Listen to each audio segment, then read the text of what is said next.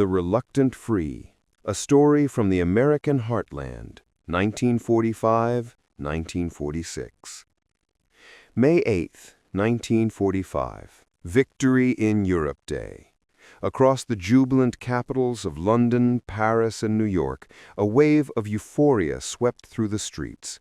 Church bells pealed triumphantly, flags fluttered in patriotic displays, and joyous crowds danced, celebrating the hard-won peace.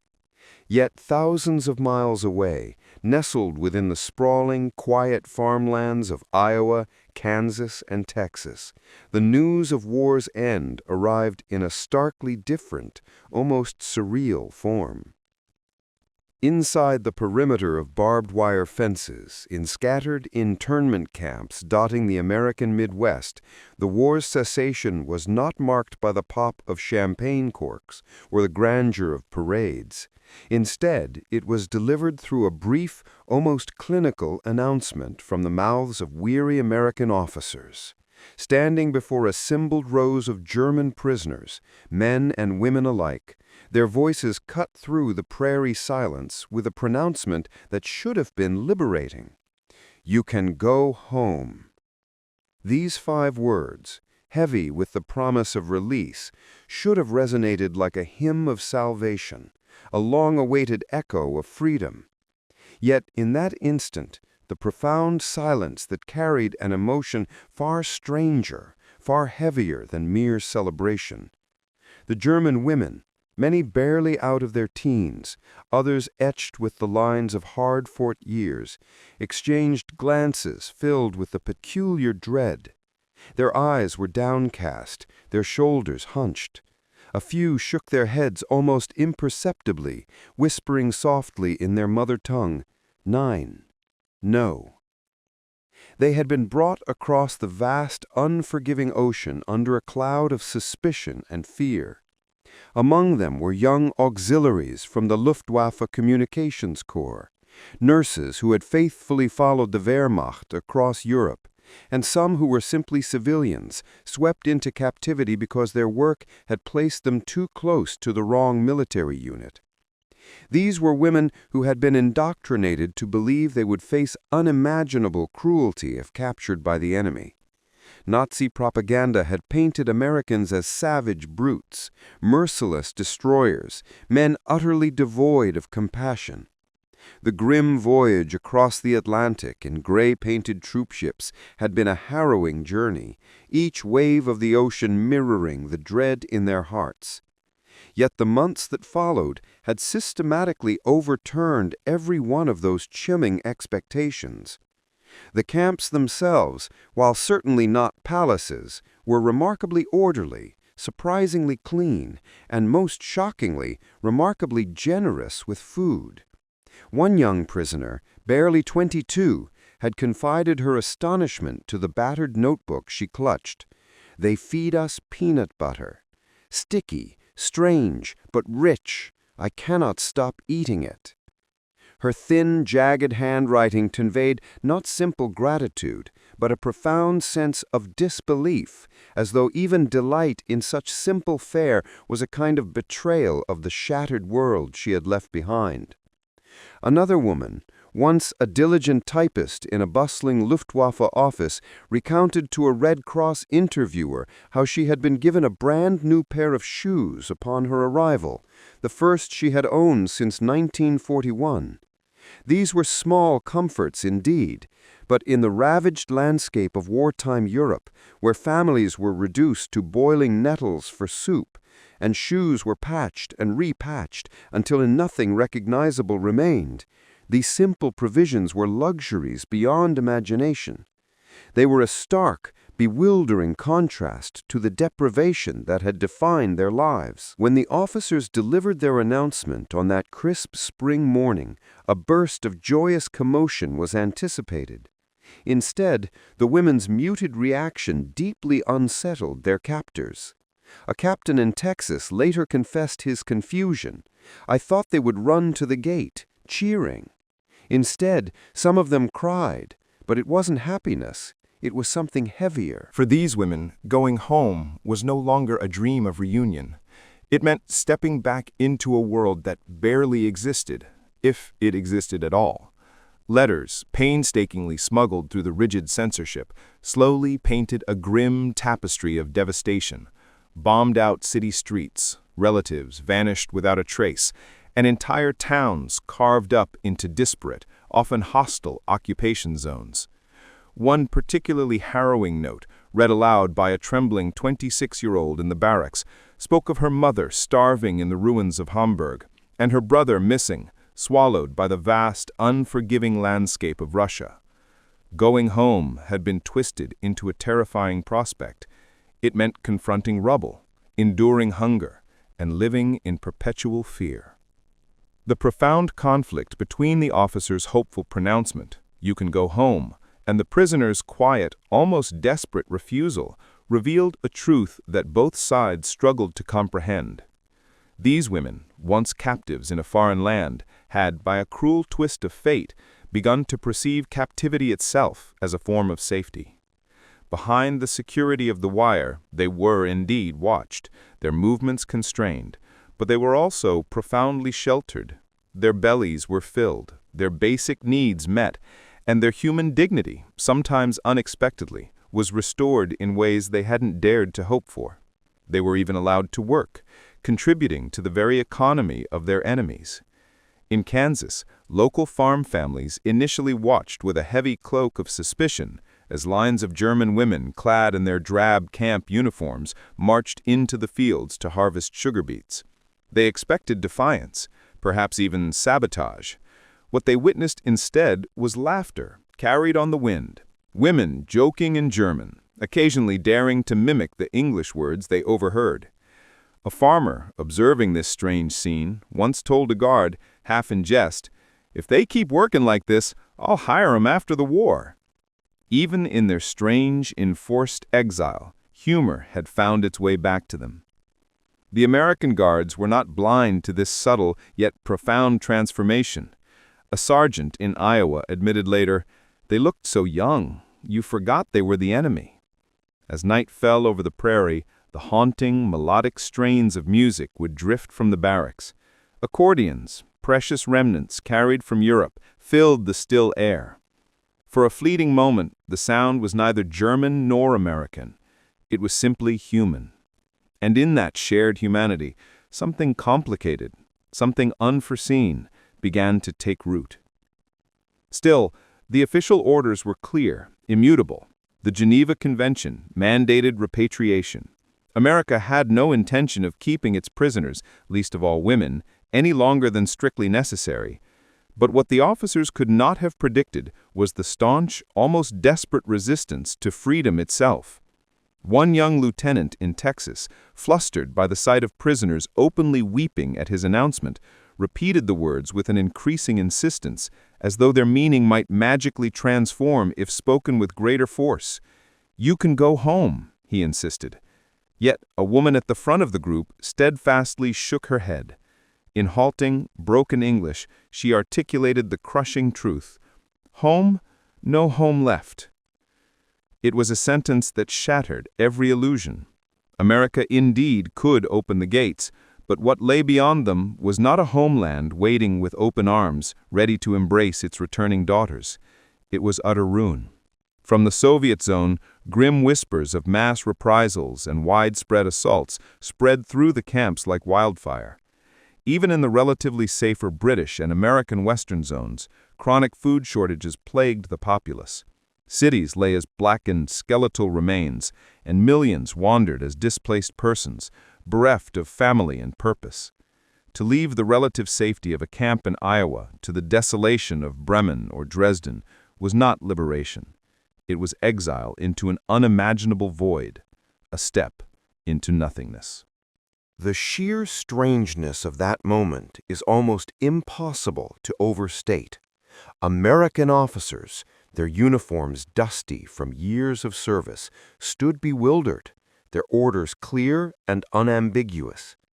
Before them stood women who, by all accounts, should have rushed eagerly to board the trains heading east, instead begging to remain behind the very barbed wire that had once confined them, in the land of their conquerors.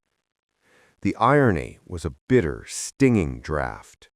America, once demonized as a monstrous foe in Nazi propaganda, had, for these women, transformed into the only refuge they trusted, the last bastion of security in a world turned upside down. A young guard, barely 19, articulated this profound paradox in a letter home. "I never thought the enemy would ask me to keep them prisoners. But some of the girls cry when they think of going back. They are safer here than free out there." He confessed that the sight haunted him. War, in its terrible logic, had inverted everything, and here was its starkest proof. Captivity desired, freedom feared. This unsettling scene played out, with variations, in camp after camp across the vast American heartland. Not every woman resisted. Some were desperately eager to discover what, if anything, remained of their families and homes. But enough begged to stay that the officers began to grasp the true, unfathomable depth of devastation that had engulfed Europe.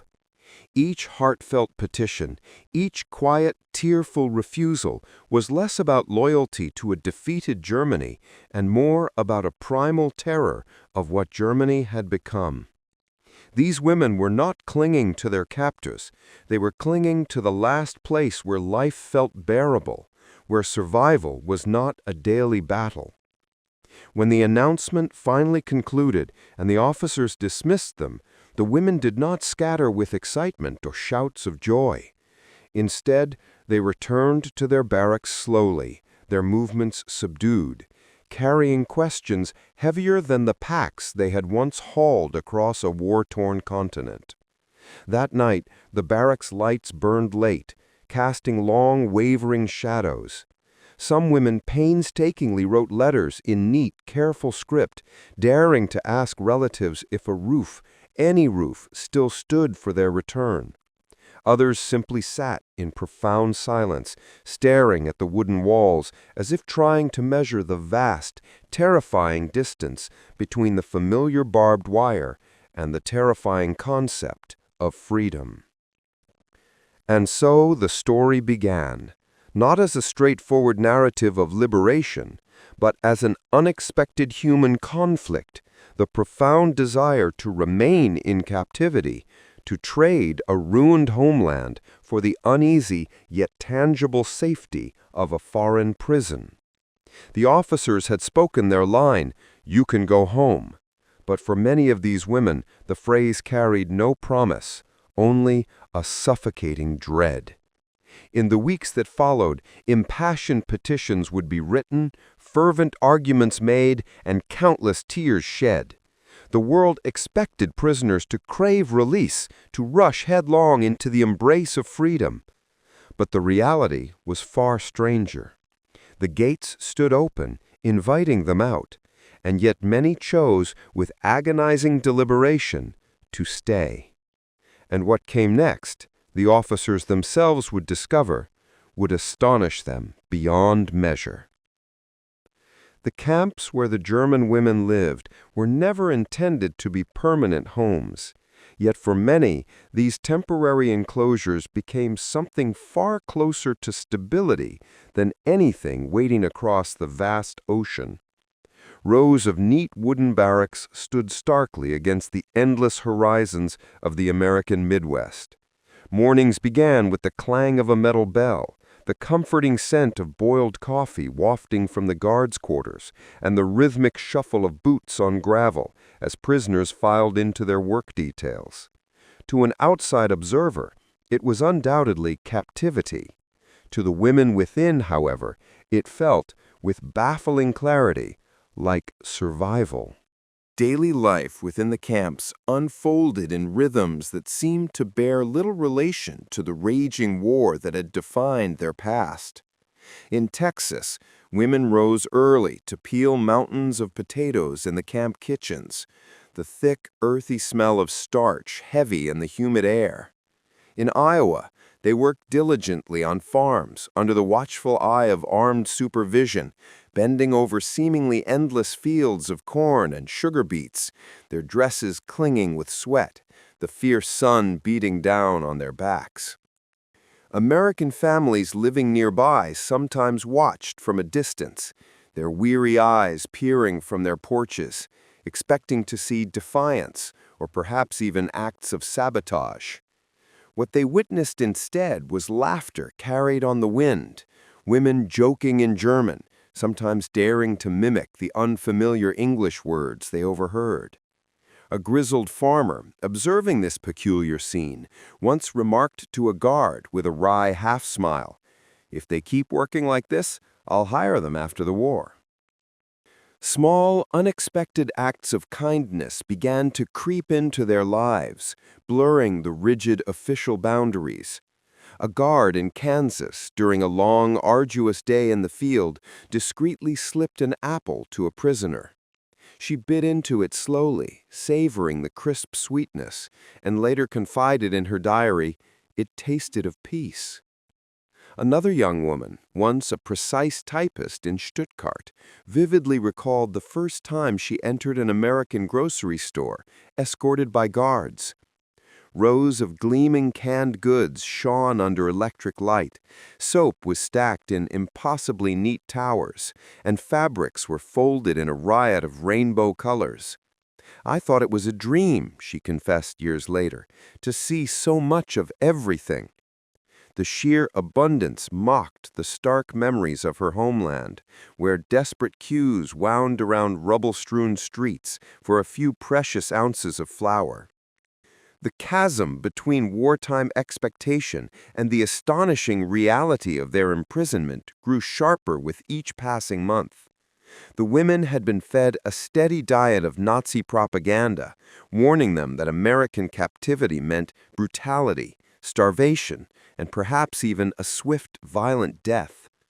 Instead, they found themselves receiving 3 meals a day, sometimes as much as 3,200 calories, according to diligent Red Cross reports.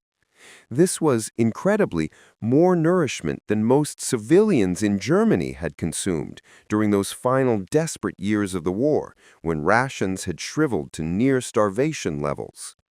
Meat, a long-forgotten luxury, appeared on their plates. Bread was soft and wonderfully white, and for the first time in years, they washed their hair with real, fragrant soap. The profound irony of their situation was not lost on them. One woman dryly remarked to her barrack mates that she had been more nourished behind barbed wire than she ever had been in her own home, even before the war. The Americans, too, found their initial perceptions challenged and slowly adjusted. At first, suspicion weighed heavily on the guards. To many, a German uniform, even on a woman, carried the same indelible stain as a weapon. But gradually the initial distance gave way to a grudging, then genuine recognition of their shared humanity. They began to see the fatigue in the women's faces, the raw longing when precious letters arrived from overseas, the way they clutched worn, soft-edged photographs of family. A sergeant in Oklahoma remembered thinking, "They look no older than my sister. How could I call them enemy?" The lines blurred, though never officially acknowledged. Music, a universal language, became an unexpected bridge across the divide. At night, the women would gather in their barracks, one with an accordion, another tapping a rhythm on the wooden frame of a bed. Songs filled the air, sometimes melancholic German folk tunes, sometimes cherished hymns remembered from childhood. Guards on patrol would often pause, captivated, to listen, the poignant notes drifting into the vast prairie night. For the women, it was more than entertainment. It was a defiant act of keeping their humanity intact, a way of reminding themselves that beyond the barbed wire, life still held a melody, a rhythm that transcended their imprisonment. Not everything within the camps was easy, of course. Loneliness was a constant gnawing presence, and tempers occasionally flared in the close quarters. Quarrels erupted over precious letters, over fragmented memories, over unsettling rumors of what truly awaited them back in Germany. But even these moments of friction deepened the paradox. Within the camp's fences, they argued like neighbors, like family, rather than mere prisoners. They had, in a profound and unexpected sense, forged a fragile community, bound together by shared uncertainty and an unforeseen discovery of dignity. A dark, resilient humor of survival threaded through their days. They teased one another about their emerging English accents, laughed at the endless meals of cornbread, and joked endlessly about how Americans seemed to put corn into everything. One woman, standing knee-deep in a field in Iowa, threw her hands up in mock exasperation and declared, "If the war does not kill me, corn will." The guard beside her chuckled, unable to help himself. It was a small, fleeting moment, but it chipped away at the formidable walls both sides had built between themselves. And yet, beneath the laughter and the steady rhythm of work, shadows lingered and deepened. News filtered in from Europe, a steady stream of grim reports that darkened the barracks with each arrival. Cities flattened by relentless bombing campaigns, countless families lost forever in the East, and the slow, grinding hunger that mercilessly devoured what little remained of the Reich. The women starkly compared those harrowing stories with the warm, plentiful meals laid before them, and the comparisons carved out a new, terrifying fear. Freedom, they realized with chilling clarity, meant abandoning the only place where they were currently safe and fed.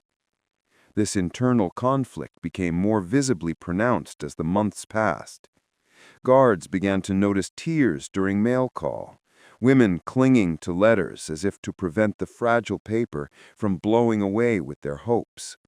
One guard vividly recalled seeing a prisoner stand silently for an hour at the fence line, staring westward as though trying to memorize the very outline of the American horizon. It was not affection for the country that held her captive that anchored her gaze. It was a profound, paralyzing dread of the one that waited beyond the wire. The camps had become places of profound contradiction, prisons that miraculously nourished, walls that protected rather than merely confined. The women themselves had become contradictions too. Soldiers without weapons, captives who paradoxically feared release. Officers struggled desperately to make sense of it all. Why would anyone choose to remain behind wire rather than eagerly claim their freedom? The answer, devastatingly simple, grew clearer with each testimony. Because the world outside had utterly collapsed. In this heartbreaking paradox lay the very heart of their story. They were not rejecting home in an abstract sense. They were rejecting ruin. They were not wholeheartedly embracing America. They were clinging with a desperate grip to the last semblance of security, the final outpost of normalcy in a world gone mad. And as the officers methodically prepared for the inevitable process of repatriation, the desperate pleas began to surface. Some were whispered in broken English, tentative and fearful. Others were scrawled onto scraps of paper, urgent and raw. "Please let us stay." It was a truly strange plea for prisoners to make, one that profoundly unsettled the officers who heard it. Captivity had, against all logic, transformed into a refuge, and freedom had become a terrifying, unknown abyss. The irony was razor-sharp, the kind that history, in its often cruel narrative, seems almost too cunning to invent.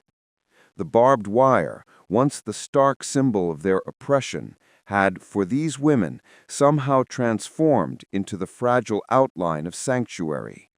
And soon, as orders for transport loomed closer, those flimsy shields would be stripped away. The women knew it. The guards suspected it. And what came next would test both sides in ways neither had ever expected. The first trains groaning under their heavy loads, stood ready for departure in the summer of 1946, their iron wheels glinting ominously beneath the vast prairie sun. For the American officers, the task ahead seemed entirely straightforward: repatriate the prisoners as the Geneva Convention rigorously required, and restore a sense of order by sending them back to the soil of their homeland. But for the women who had endured a year or more behind the wire, the mere thought of stepping onto those trains filled them with a dread more potent and paralyzing than captivity itself. Letters, a lifeline to a dying world, had already painted the outlines of an unfolding nightmare. Hamburg, once a vibrant port city, was now a desolate landscape of scorched bricks. Dresden still smoldered, a ghost of its former beauty. Cologne was described not as a city, but as a lunar landscape of shattered chimneys reaching for an indifferent sky. Even the western zones, under ostensibly benevolent British and American control, staggered under chronic, debilitating shortages. Families bartered precious heirlooms for a handful of potatoes. Children fainted in classrooms from hunger. A woman might walk 10 agonizing miles for a single pound of flour. The prisoners knew these stories not from the manipulative echoes of propaganda, but from the trembling ink of familiar hands, folded carefully into envelopes that miraculously reached them across the vast, tumultuous Atlantic. One 24-year-old Luftwaffe auxiliary named Hannelore, her voice quivering, read aloud to her bunkmates the devastating words of her mother in Hanover. "Your sister is gone. Your father is missing. I sleep in the cellar because the roof has holes. If you return, I do not know where you will sleep." The letter, a thin testament to unimaginable loss, crumbled in her grasp, but the raw terror in her voice lingered long after the paper was folded away. Another woman broke down completely when she learned her entire village had been consumed by the relentless Soviet advance. She whispered to a guard in halting English, "My home does not exist." To the American officers, going home was a clear-cut matter of logistics, a bureaucratic process of disengagement. To the women, it was a terrifying sentence: to wander among ruins, to beg for scraps, to face a future devoid of hope. One camp commandant later admitted that the pleas of these women unsettled him far more than any open defiance he had encountered during the war. It was, he reflected, infinitely easier to confront hatred than to witness such profound despair. Some women, clinging to a sliver of hope, attempted formal petitions, scrawling desperate notes that begged for an extension of their captivity, or failing that, work contracts within the United States. Others resorted to more desperate appeals, volunteering as nurses in American hospitals, or offering to clean barracks, anything to remain within the camp's protective perimeter. A few, in a heartbreaking display of their desperation, even inquired if they might marry their way into America, though strict regulations made such requests impossible at the time. What sharpened their fear, honed it to a razor's edge, was the looming specter of the Soviet zone. Stories, whispered in hushed tones, trickled into the camps. Tales of mass reprisals, of women dragged from cellars, of entire villages emptied in the dead of night.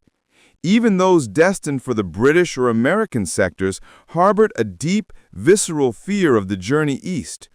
Trains often deposited their bewildered passengers in temporary holding camps with little food and no clear certainty of where they would go next. A young woman named Lai, once a refined secretary in Bremen, confided to a fellow prisoner that she would rather scrub floors in Texas for the rest of her life than risk a single night in the Soviet zone. Her words echoed among the bunks like a sacred vow, though all knew it was a promise she could not keep. The irony of the situation struck many of the Americans who overheard these heart-wrenching conversations. They had been rigorously trained to view Germans as fanatical, loyal to Hitler's regime until the bitter, bloody end. Instead, they encountered women who feared their own devastated country more profoundly than the very barbed wire of their captors. A 19-year-old guard, barely a man himself, captured this bewildering paradox in a letter home. They are afraid of freedom. Can you imagine? They cry when they think of going back. They say there is nothing left there, nothing to eat, nothing to live for. Some of them would rather be our prisoners forever. Even the smallest details of daily life serve to reinforce the chasm between the abundance of America and the utter destitution of Germany. A prisoner in Kansas marveled that she could wash with soap every single week. Her sister in Frankfurt, she learned, wrote that she had not bathed in months, water being too scarce and soap utterly non-existent. In Oklahoma, women sang to the rhythmic squeeze of accordion music, their voices carrying across the moonlit prairie. In shattered Berlin, survivors huddled in damp cellars, listening to the agonizing groan of collapsing walls. The comparisons haunted them, a constant, unbearable weight. Captivity, once the ultimate terror, had, by an unimaginable twist, become the only world where life held rhythm, predictability, and nourishment. And yet, orders descended from on high with unyielding bureaucratic precision. Trains would depart on schedule, ships would ferry them across the Atlantic, the U.S. Army would have discharged its responsibility. In official briefings, officers dutifully repeated the line that the women should be grateful for release. Few truly considered what awaited them on the other side of the vast ocean.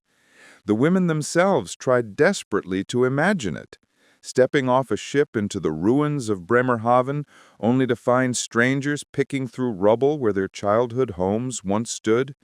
Would their mothers still be alive? Would their children, if any, even recognize them after so long? These terrifying questions pressed so hard that many lay awake in the barracks, staring wide-eyed at the ceiling beams, listening to the mournful sighs of their neighbors, who, like them, could not sleep. One night in Iowa, a fierce storm lashed against the barracks, rain hammering the roof with relentless fury, wind rattling the shutters like a desperate spirit. Inside, the women huddled together, their voices hushed, almost reverent. They spoke not of longed-for homecomings, but of their deepest, most primal fears. "We will be forgotten," one whispered, her voice barely audible above the storm. Another murmured, "We will go back as beggars." A third, her voice barely a breath, articulated the darkest thought of all. "Better to stay a prisoner than to be free in ruins." Lightning cracked violently across the prairie sky, briefly illuminating their pale, fear-etched faces.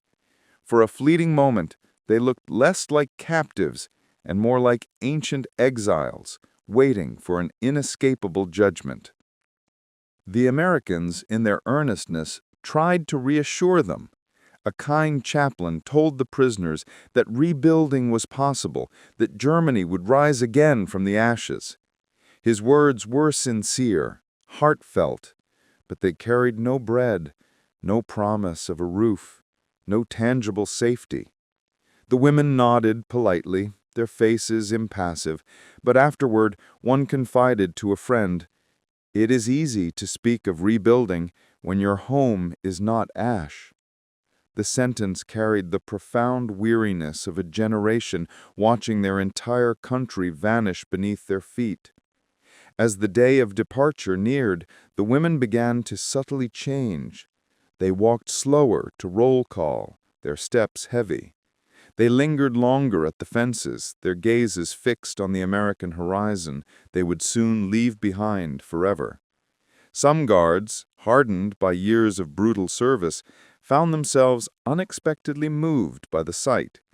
One remembered a young woman tracing her finger along the barbed wire, slowly, meticulously, as if trying to memorize the very feel of it, her last anchor, her last connection, before being cast adrift into an unforgiving uncertainty. "I thought prisons were supposed to hold people against their will," he wrote later, his voice tinged with bewildered revelation. But these prisoners held on to the prison. The final days in camp were marked by a palpable unease, a tension that could not be spoken aloud, yet permeated every interaction. Officially, it was liberation. In truth, it was a forced return to an unimaginable devastation. The women carefully packed the few precious belongings they had managed to accumulate. A scarf knitted in captivity, a worn photograph of a guard's child given in a rare moment of kindness, a battered notebook filled with diary entries about the wonders of soap and corn and music. Each item felt heavier than the simple suitcase that carried it, because each one represented a fragile fragment of a life about to vanish, to be exchanged for an unknown, terrifying future. When the trains finally whistled their mournful, resonant call, the sound carried both a profound sense of relief for the Americans and a deep, soul-crushing dread for the women. The officers believed they were diligently fulfilling their duty, adhering to regulations. The women felt with a terrible certainty that they were stepping into a deeper, more permanent exile. And as they climbed aboard, some with tears silently streaking their cheeks, the stark contradiction of the moment stood naked before the judgment of history. Freedom offered, yet refused in spirit. For the gates of captivity, once dreaded, were now closing not behind them, but before them, sealing off their last refuge. What waited beyond those gates was darker still, and soon the world would discover just how many begged not to be freed at all.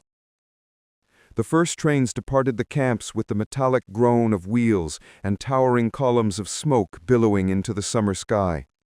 But what lingered most powerfully in the memories of those who watched were not the mechanics of departure, but the faces pressed against the grimy glass of the windows. American guards, hardened by years of warfare, later admitted they had expected to see joy, or at the very least, a profound sense of relief in the women's expressions. Instead, many looked utterly stricken, their eyes fixed on the retreating barbed wire as if they were being forcibly torn away from their last shred of safety. The paradox gnawed at the men who watched. These prisoners had arrived as enemies, yet they departed as reluctant exiles, clinging to captivity with a desperate loyalty no one had imagined possible. For some women, the petitions to remain had been meticulously written in neat, careful script, handed nervously to officers with trembling hands. They asked to continue their work in the camp kitchens, to scrub floors until their hands ached, to tend gardens, to stay in America, even if it meant remaining perpetually behind the wire. A daring few proposed even bolder futures: marriage to a guard, securing contracts as domestic workers, carving out lives in the very land that had once been painted as the monstrous face of the enemy. Though regulations made such requests tragically impossible at the time, the very act of writing them revealed something far deeper. Captivity had ceased to feel like punishment. It had evolved, against all reason, into a shield, a fragile bastion against a world in utter ruins. The officers who read those heart-wrenching requests struggled profoundly with their weight. One captain in Kansas recalled his utter bewilderment. "We told them they were free, and they begged for their chains." To him, freedom was an absolute, an innate, natural longing of every prisoner. But the women had been forced to measure freedom differently, not as the mere opening of a gate, but as the promise of genuine safety, consistent food, and restored dignity. Those precious promises, paradoxically, lay not in the desolate landscape of Germany, but within the secure, if confining, camps of the American Midwest. Their strange, unyielding loyalty to captivity was not rooted in love for America, though some women eventually admitted a growing affection for its vast, open skies, its endless golden fields of corn, and the haunting, unfamiliar music they sometimes heard drifting from radios in nearby towns.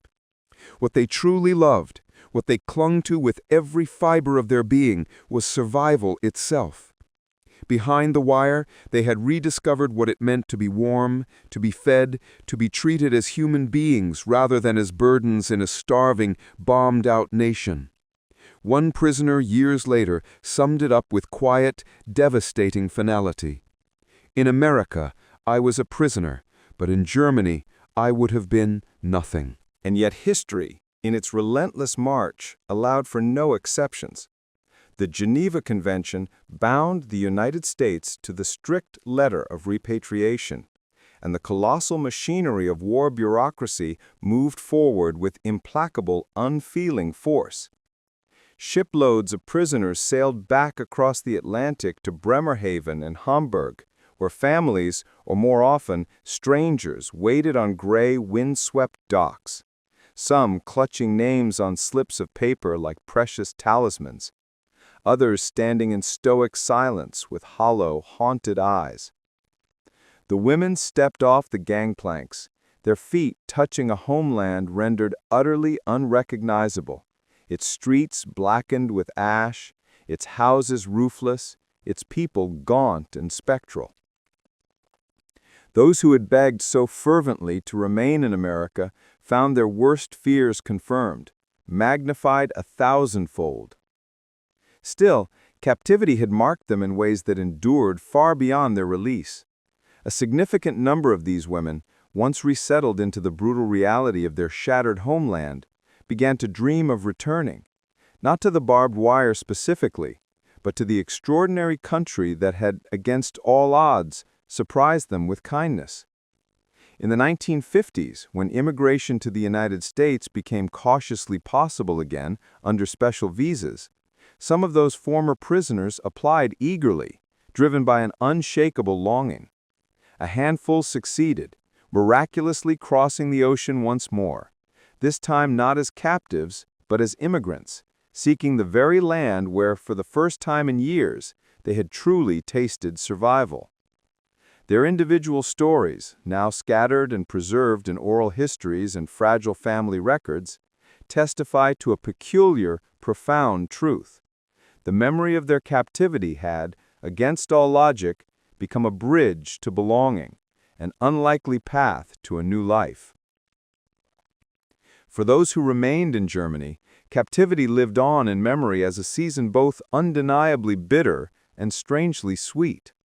They recalled the searing shame of defeat, the profound humiliation of being guarded, but also the shocking generosity of meals too plentiful to finish, the shared laughter over clumsy English phrases, the haunting late-night songs that rose into the vast prairie air. These profound contradictions did not, in the end, cancel each other out.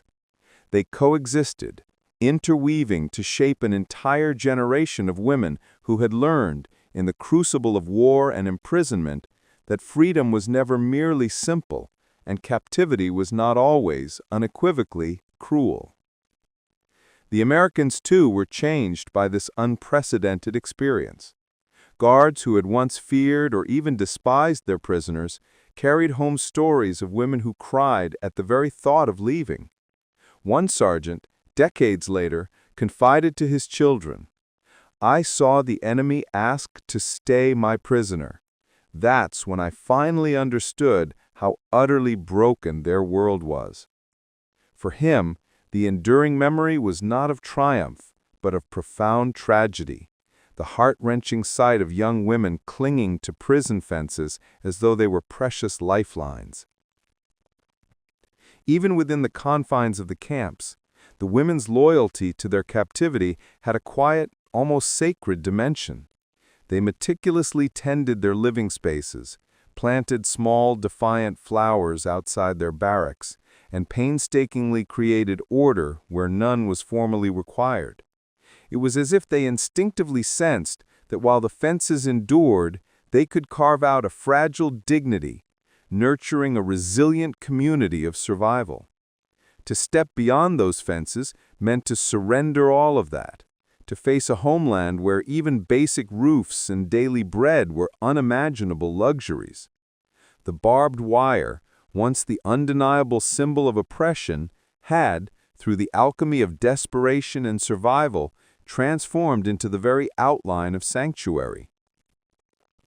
This remarkable story is filled with ironies too sharp, too poignant to ignore. American officers, imbued with an unwavering belief in freedom as an inherent human right and a precious gift, were forced to witness their prisoners recoil from it in terror. German women who had once lived under a brutal regime that promised 1,000 years of glory now clung with desperate tenacity to the daily mercy of a foreign enemy. Freedom for them had come to mean gnawing hunger and pervasive fear. Captivity, by contrast, had offered the fragile, precious gift of survival. History often delights in paradox, but few paradoxes cut as deep or reveal as much about the human spirit as this one. And so the narrative circles back, inevitably, to those 5 resonant words spoken in 1945. You can go home. They were intended to open a door, to signal the dawn of a new era. Yet for many of these women they sounded chillingly like a sentence, a decree of further hardship. In the years that followed, some women did, against all odds, manage to rebuild lives again in Germany, finding strength in the fragments that remained. Others left as soon as they possibly could, chasing the lingering echo of the country where, for the first time in years, they had known the profound comfort of security. Their loyalty to captivity was less about explicit gratitude to America and more about raw, undeniable desperation. The most fundamental human instinct to cling to safety wherever, however, it might appear. Even now, the image remains vividly etched in memory.